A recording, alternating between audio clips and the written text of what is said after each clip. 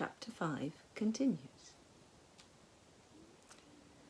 "It doesn't do any good you coming here," the boy was saying. "Things are the way they are, and that's that." "I don't believe this is really what you want. I can't accept it." The girl tugged a lace handkerchief from her sleeve and sniffed into it delicately. Roland softened immediately. Gretel made a note to employ this feminine tactic herself sometime. She retrieved her notebook from her jacket pocket and wrote down kerchiefs, preferably laundered. "Joanna, please don't." The young man placed a hand on the girl's shaking shoulder. "You know I could never bear to see you cry."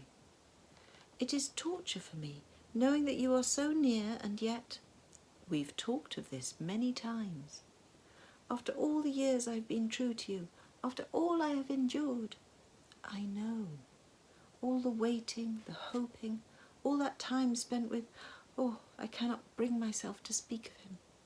She blew her nose gently, a fragile, tuneful blow. Gretel thought she herself might not be able to successfully pull that bit off. Roland let his hand drop. "Perhaps it would be better for you if you moved away. It was a mistake after all, you coming to live here." "You would send me away?" Joanna stopped snivelling and glared at him. The change in her demeanour was so swift and extreme the young man took a step backward. "Has our love meant so little to you that you could so easily banish me from your life? Oh, Roland, you are not the man I believed you to be. Where is the steadfast boy who risked so much time and time again to be with me? Where is the gallant young man who never let me down, who travelled and travailed so that we might share moments of love and beauty whenever and wherever we could, and now become so weak-willed? Joanna, please do not excite yourself. And why would I not? Am I to allow myself to be so cruelly cast aside and say nothing? I think not. What can I say to you to make you understand? Things have changed. They're not the way they once were. Our lives are different now. I have obligations."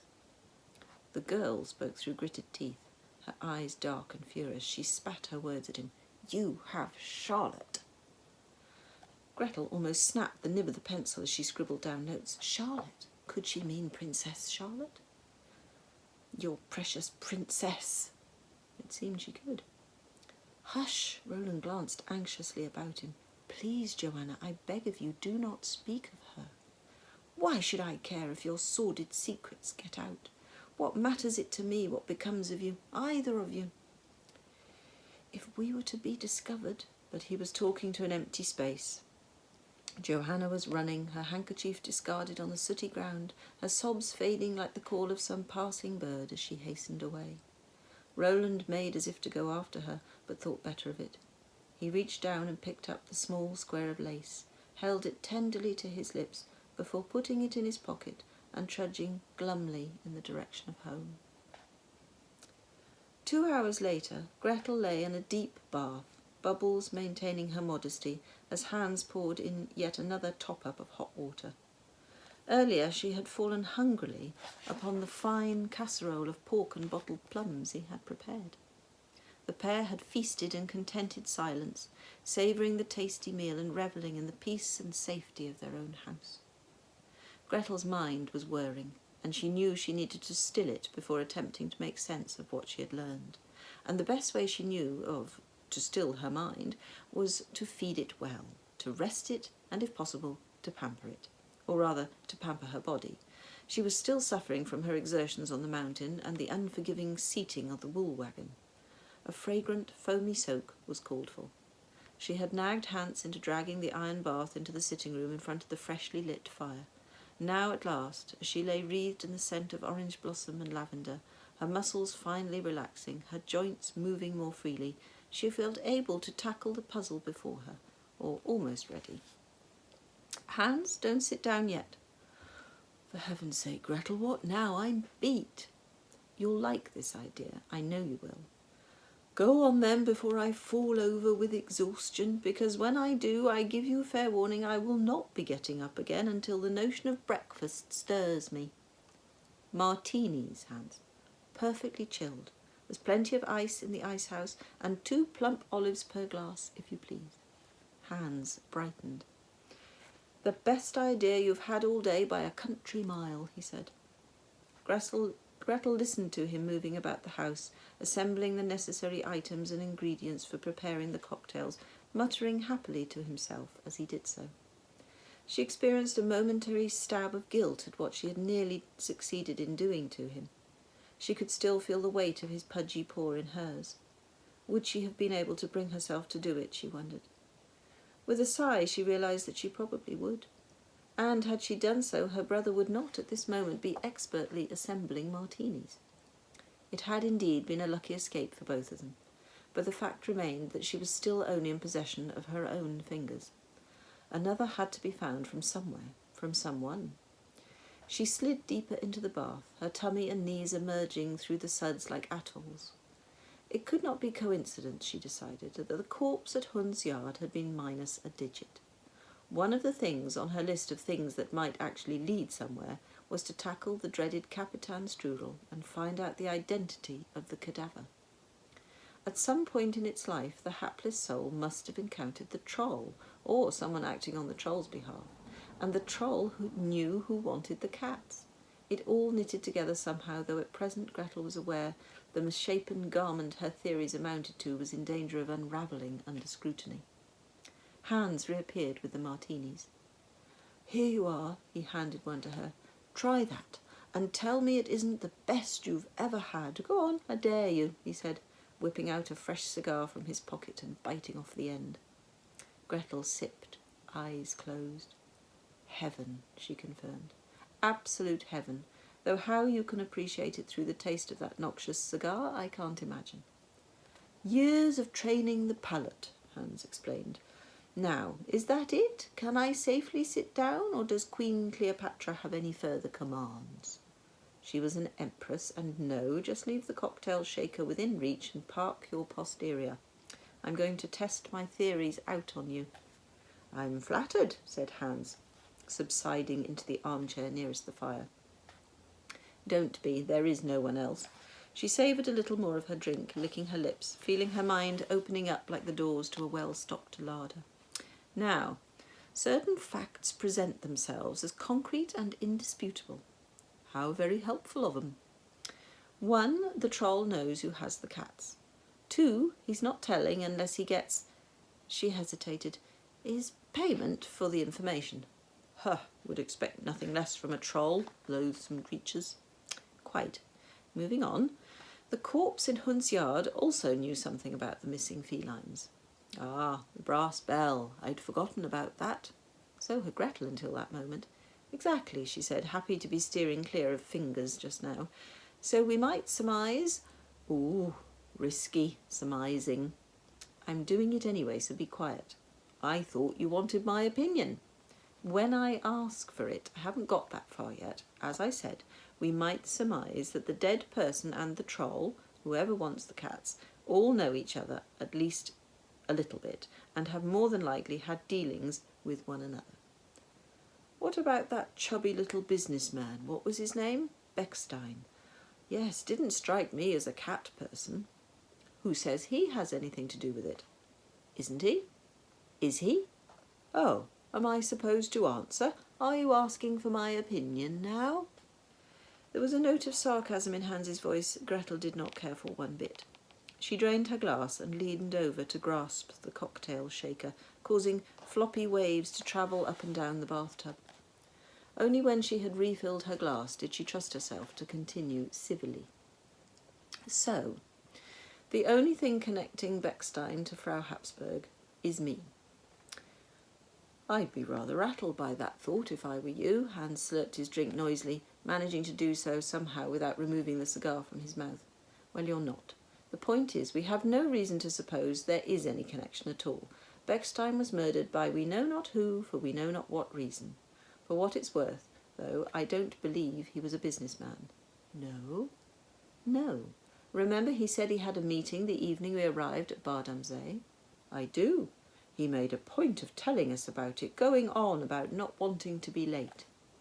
"Exactly. So why was he in the restaurant the same time as me, feeding his face for well over 2 hours when he was supposed to be at this oh-so-important meeting?" "Perhaps he was stood up." "Perhaps he wasn't." "Is that surmising or deducing?" I can very quickly find you more jobs to do, Hans. Just trying to get the hang of this whole detecting business, that's all. Anyway, there was something shifty about him. I could feel it. Oof, not very scientific, your methods, I must say. Hans prodded a log on the fire with his foot, sending up sparks. Pity he managed to get himself killed just then, so that we had to find him. Sight of him, I'll have nightmares, I'm sure I will. Gretel brushed aside another assault by guilt. Hans must never know how close he had come to suffering something far more nightmare-inducing. Just as she was taking comfort from the fact that he didn't know the hunting knife was hers, he said, "That Kingsman, the idiot one who questioned us, he told me the knife sticking out of poor Beckstein's chest was yours. I told him that was rubbish, it couldn't have been. You barely know what to do with a vegetable knife, let alone a whopping great hunting knife. Then he told me the man in the hunting shop across the square had sold it to you that very day, and I said he couldn't have done. What could you possibly want with such a thing, eh? Answer me that." Gretel was too busy choking on an olive to respond. "Oh, hell's bells, Gretel, am I going to have to get up and beat you on the back? It really is too bad." Gretel succeeded in ejecting the thing, one mighty cough sending it flying across the room and ricocheting off a pewter tankard on the mantelpiece. "You could have pitied them," she complained. "Too tired," said Hans, yawning to underline the point, his eyelids drooping. Gretel waited. She knew that if he drifted off to sleep, the chances were he would never again think to question her about the hunting knife. Complicated thoughts visited Hans's brain rarely, and seldom the same one twice. Her own brain seemed to be shutting down for the night. Clearly she had underestimated the toll the week's events had taken on her. The seductive qualities of the cocktail, combined with the soporific effects of a full stomach and the soothing caress of the bath water, had rendered her relaxed to the point of uselessness. Better, she decided, to give up the unequal struggle for the day. Tomorrow she would begin her deliberations anew. A good night's sleep often produced amazing moments of lucidity that would certainly elude her now. She was just summoning the strength to haul herself out of the bath when there came a cacophonous pounding on the door. "In the name of the king," bellowed a familiar voice, "open up! We are here on King Julian's business and will not be turned away." Hans, far too cosily wrapped in the arms of Morpheus to hear anything, slumbered on. Gretel opened her mouth to shout out a reply, but was too slow. "Right, that's it, we're breaking down the door," yelled the sergeant. "Stand back." "Wait," Gretel wailed, but her pleas were drowned out by the battering, splinting and thudding, followed by tramping feet, that told the story of the disintegration of her front door. Within seconds the sitting room was full of soldiers. "Well, really," said Gretel, folding her arms over her breasts. The bubbles had subsided unhelpfully, so that there were insufficient left to completely cover her embarrassment. The soldiers jostled for position, some fighting for a better view, others recoiling at what they saw. "Hans," Gretel barked. "Hans, for pity's sake, wake up!" Where the combined might of a regiment of King's troops had failed to rouse Hans, his sister's voice won through. "What? What's that?" His lit cigar fell into his lap, causing a deal of wriggling and frantic snatching at his trousers. "What's going on?" he demanded. The sergeant stepped forward, sword drawn. "You can put that away for a start," Gretel told him. "In the name of King—" "Oh, please. We are here to recapture the escaped necromancer and abductor of children." "Now you go too far." Gretel was so incensed she began to clamber out of the bath. At least 2 of the soldiers screamed. She paid them no heed, but climbed out, making no effort to cover her nakedness. "Gentlemen would avert their eyes," she pointed out. "Watch her closely," commanded the sergeant. "It may be a trick." "Hans, hand me my robe." Hans moved to do so. Hans moved to do what seemed undoubtedly the decent thing, but quickly found 6 swords pointed at his throat. "Stay where you are," screamed the sergeant. "You are the most excitable fellow I have ever encountered," said Gretel. "You might want to rethink your coffee intake." "Silence, in the name of King Julian." "This is ridiculous. I'm not putting up a fight. I merely wish to put on some clothes."